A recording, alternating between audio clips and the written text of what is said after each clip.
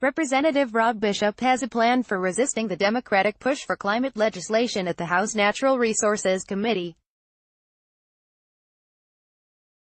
Bishop, the panel's top Republican in Utahn, argues that his panel does not have jurisdiction over climate change and thus cannot move major climate legislation, and that the panel would be better suited for narrower legislation.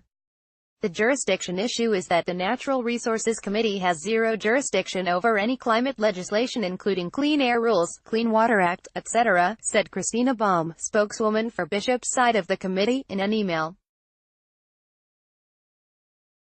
She explained that all air emissions issues are handled by the Energy and Commerce and Science, Space, and Technology committees.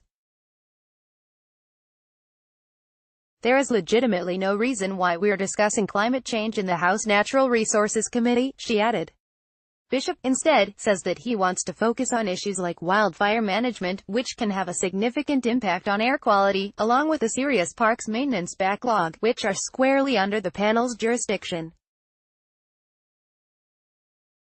It is my hope that what we do has come up with ways that we actually help people, Bishop said in his opening remarks at the panel's first of 6 hearings to address climate change last week.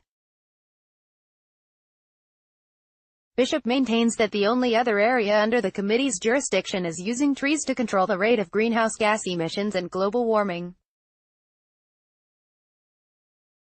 Trees, like all plants, take in carbon dioxide and emit oxygen.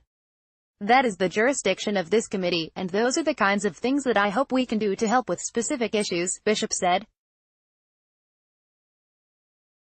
Bishop has faulted the committee's Democratic chairman, Rep.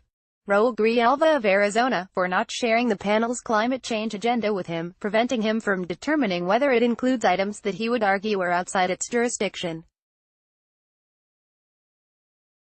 Bishop's office argues that the Democrats have already broken the rules in the first stages of the legislative process with last week's hearings.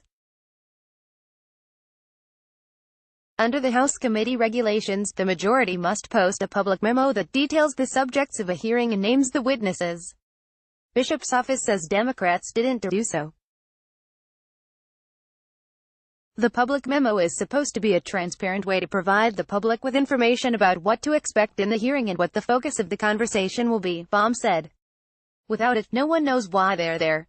The first climate hearing last week featured 2 governors, one from North Carolina and one from Massachusetts. Bishop said if he had known in advance, he would have suggested having a governor from the western states participate.